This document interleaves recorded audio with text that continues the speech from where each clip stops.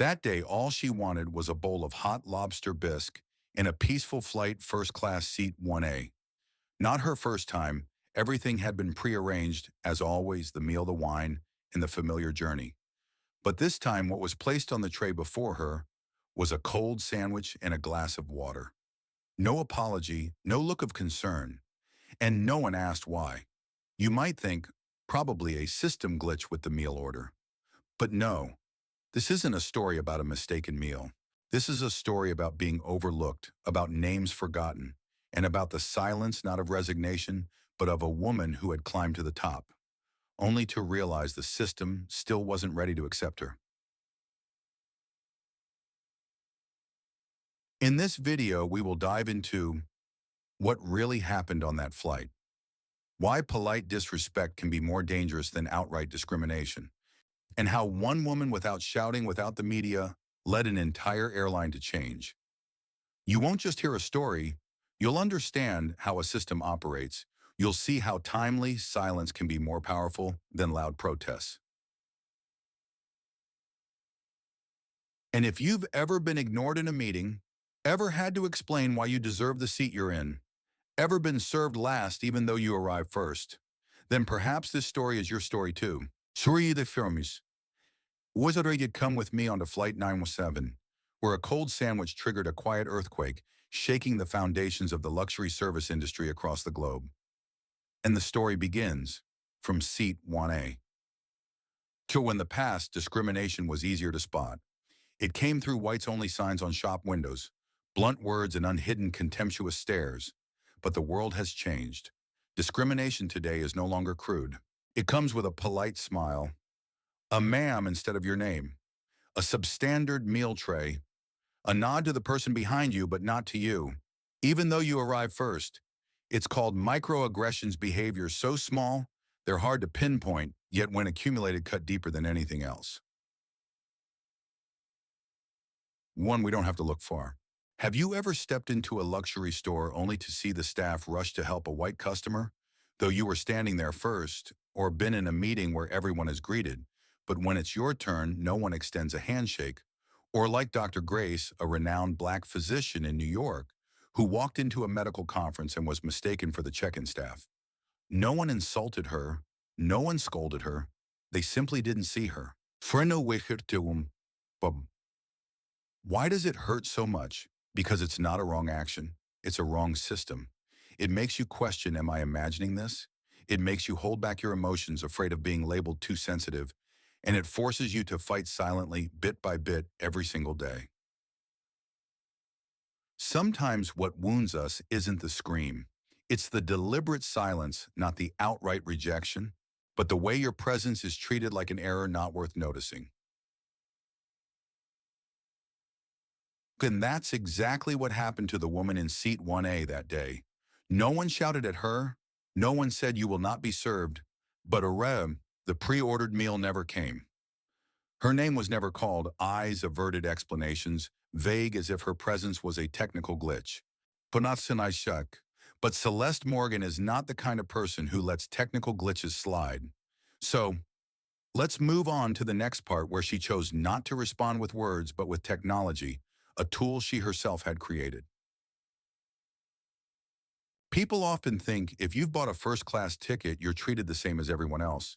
Same spacious seats, same sparkling wine in crystal glasses, same warm blankets, plush pillows, and meals with French names. But the truth is, luxury does not treat everyone equally. Not because of the price, but because of who is assumed to belong there. Celeste Morgan, the woman in our story, sat in seat 1A, the very first seat in first class.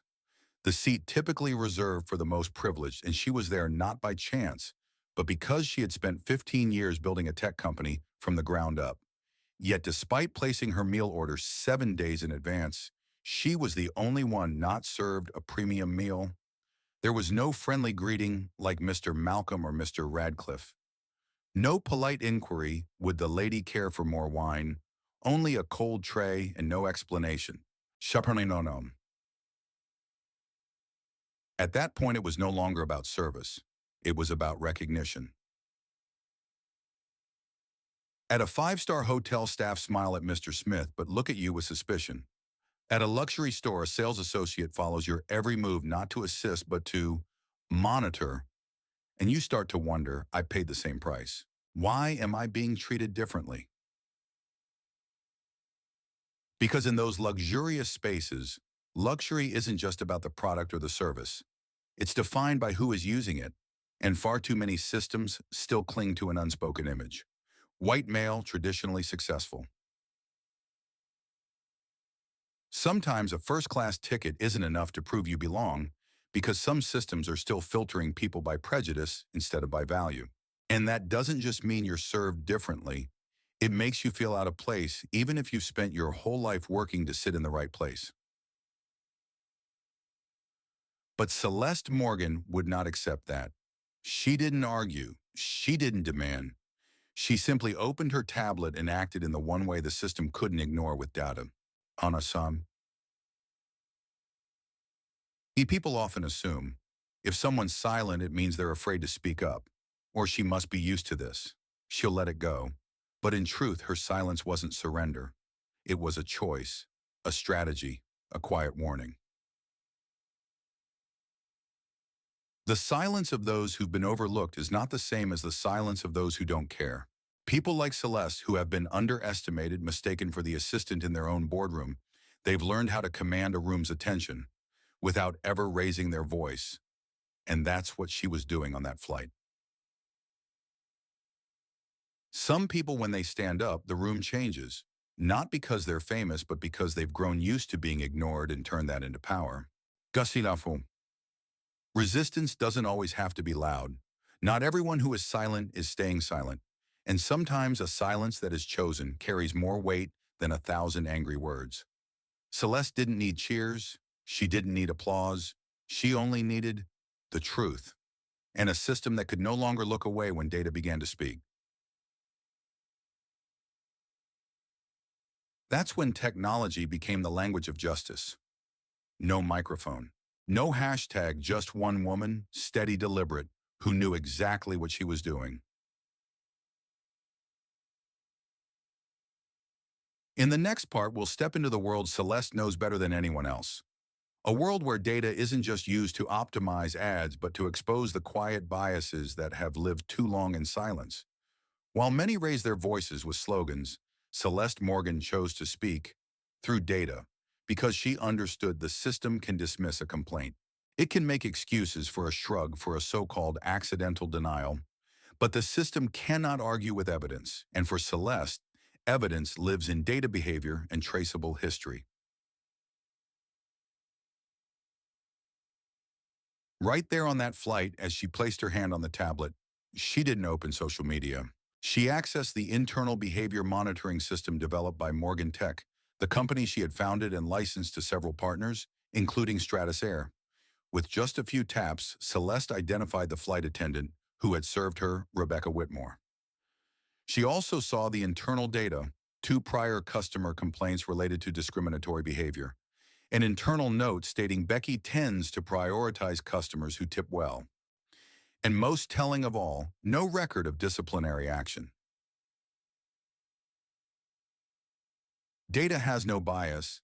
Data doesn't justify. It simply shows plainly and without evasion.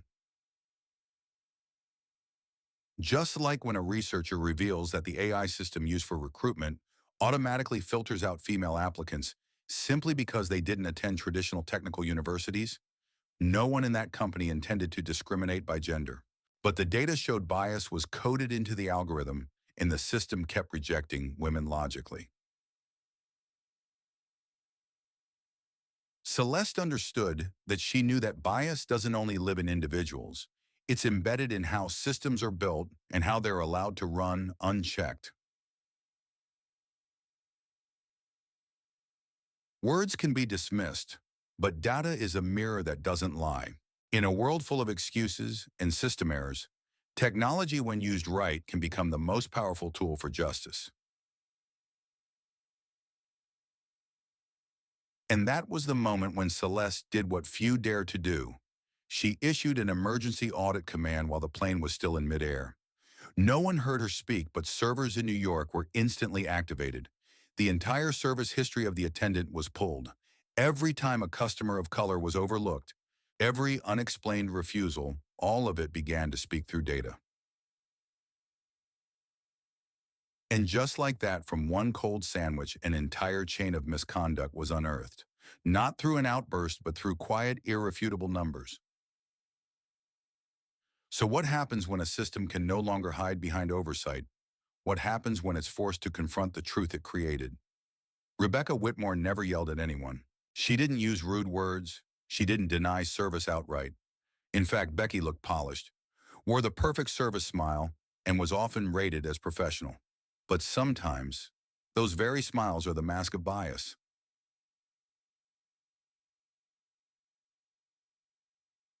In our story, Becky was the one who placed the cold sandwich on Celeste's tray, without a single apology, without a proper explanation, just a shrug and the words, "Maybe the system didn't update," happens all the time. Polite, calm, but cold, and disturbingly familiar.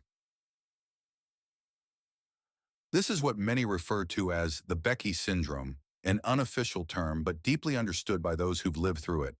It's the kind of person who doesn't believe they're being biased, yet still behaves in ways that are, they don't hate you.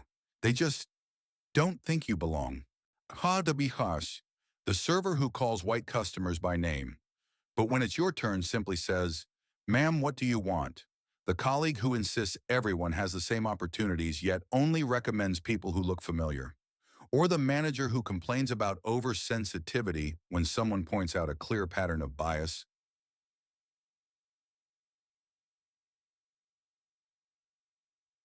Becky in this story wasn't malicious. She was a product of a system that trained her to serve the right kind of customer. And the dangerous part? No one thought Becky was wrong because she didn't do anything too extreme.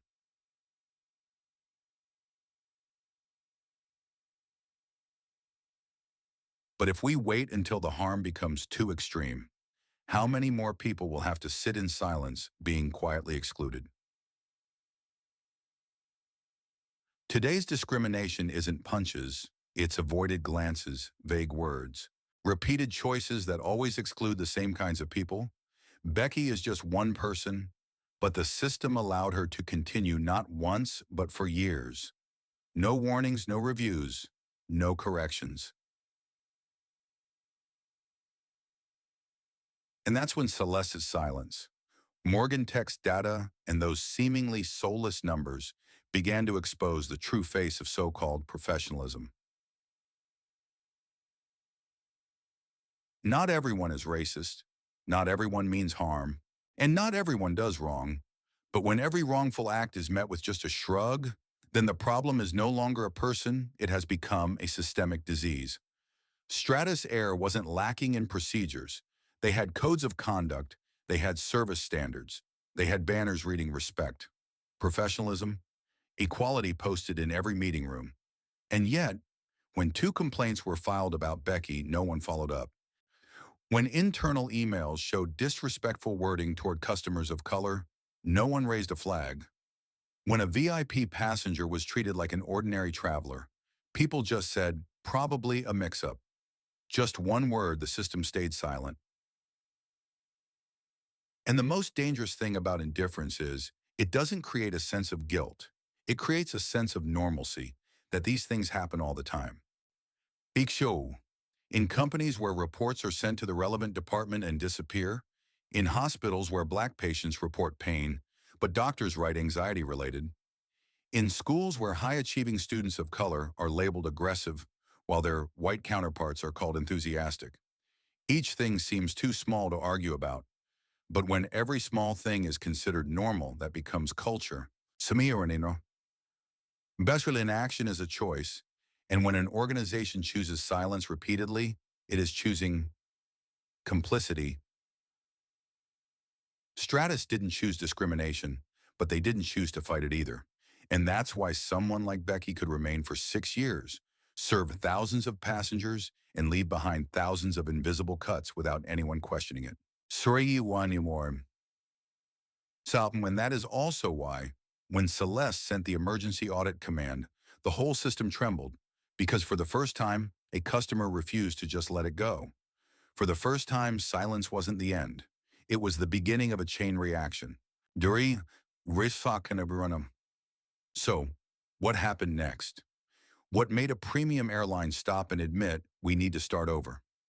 The answer begins with a woman who turned herself from an overlooked passenger into the one invited to rewrite the entire first-class experience.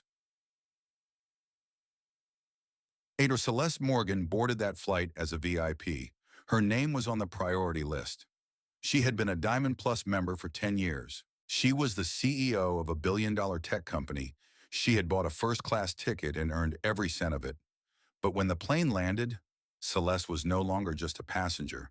She had become someone who forced the entire system to face itself. Not because she demanded privilege, but because she refused to accept injustice as the unspoken standard in luxury service. Anam. After her message was sent, the Stratus Air Executive Board received an emergency report. Subtle patterns of discrimination were exposed through cabin footage, feedback data, and internal logs. The airline's CEO, Charles Edmonds, convened an emergency meeting with global leadership. And in that meeting, they didn't invite a lawyer. They didn't hire a crisis management expert. They invited Celeste, because she wasn't there to be a victim. She came to be the one who would redefine luxury. Celeste proposed something that had never been considered in the elite airline industry: retrain all flight attendants with a model called the culture of seeing, understanding that to serve isn't just to pour wine correctly, but to truly recognize presence. Launch an anonymous feedback channel for passengers who had experienced bias but were afraid to speak up. And most importantly, invite customers like her, those who had once been ignored, to help rebuild the first-class experience.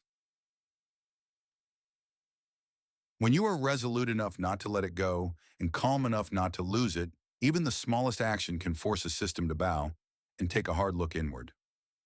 Celeste didn't do it for herself. She did it for those who've never had the chance to sit in seat 1A, for those still being eyed with suspicion, even though they have the talent, the achievements, and the worth.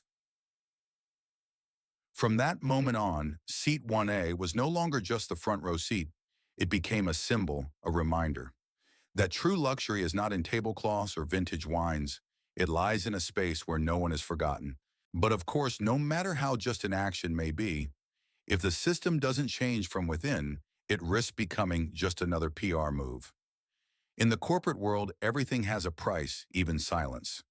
And for Stratus Air, the cost of inaction almost escalated into an uncontrollable crisis. After the incident with Celeste, within just 72 hours, a wave of emails flooded in. Over 9,000 feedback letters from passengers around the world. 3 major investors demanded a cultural diversity summit. A call from the U.S. Department of Transportation requesting a full report on luxury service training protocols. And then, Seat 1A began to spread. Not as a marketing campaign, but as a collective confession. I too was treated as if I didn't belong. You see, silence doesn't just hurt the person being ignored, it damages the very organizations that believe they are safe. We In 2018, Starbucks had to close over 8,000 stores in the U.S. to conduct bias training after a seemingly minor incident in Philadelphia.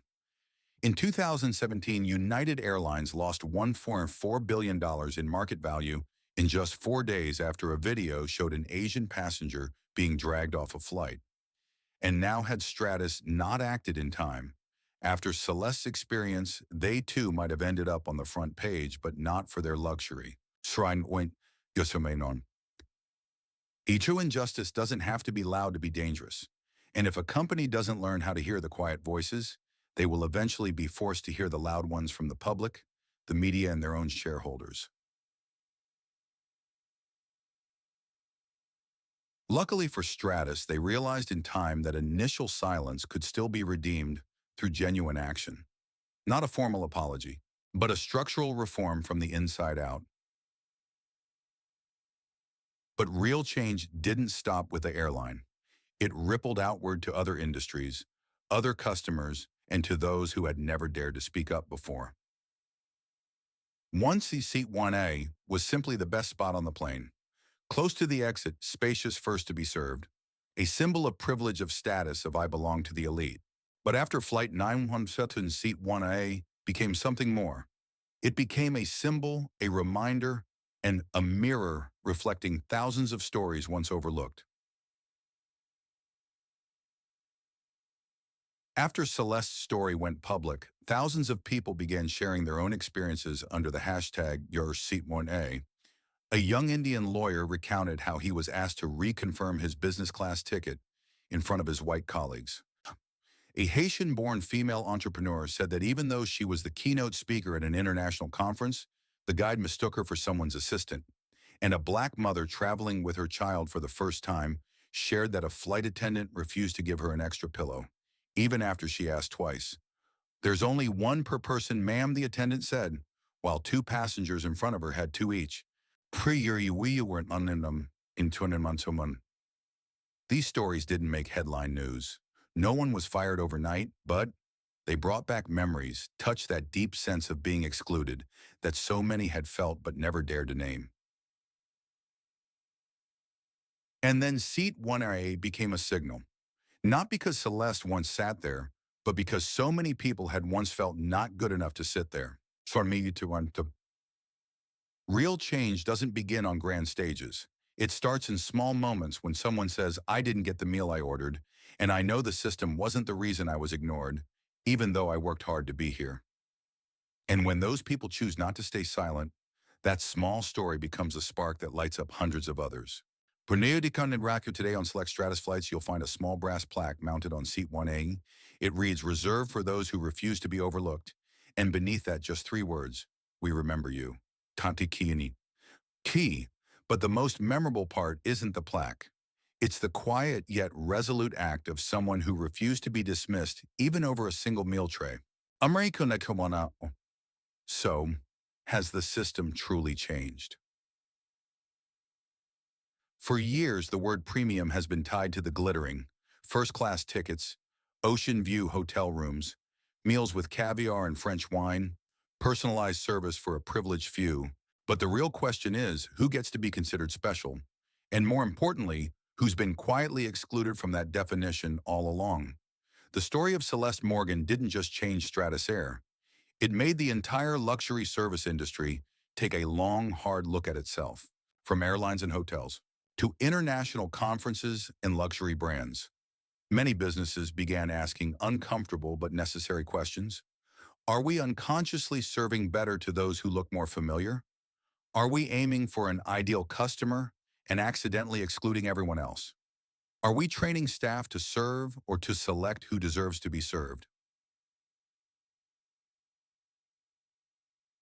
A European luxury hotel chain changed its guest welcome protocol. All staff are required to address guests by their full names from the check-in list, not just sir or ma'am unless specifically requested. A Middle Eastern airline invited passengers who had experienced unconscious bias to participate in crew training design, and a high-end fashion brand once criticized for favoritism formed an advisory board on equitable service culture rather than simply hiring faces of color for the next ad campaign. Wikaminabribon, our true luxury isn't defined by price.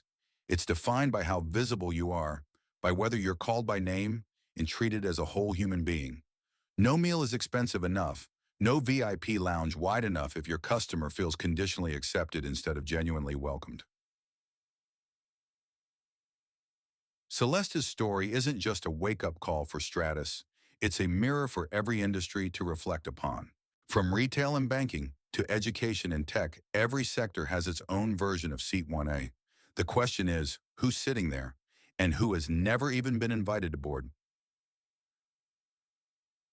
And if you work in a business, if you manage a team, design customer experiences, or simply have the power to listen or ignore, remember this: people don't need to raise their voice to be recognized. They just need to be treated fairly, nothing more, nothing less. The story ends here, but the journey continues. Today's passengers may remain silent, but the data will speak for them. A shrug may be forgotten by those who give it, but the eyes of those who were dismissed they remember. And seats like 1A will always be waiting for those brave enough to sit, not to be served, but to transform how service is defined. Have you ever been quietly excluded from a space you worked hard to belong to? If you have, share it, because sometimes the greatest change begins with a story that once felt too small to matter. Thank you for staying through to the end of this journey. If this story resonated with you, don't forget to share it, so one more person can be seen heard, and finally, be seated where they truly belong.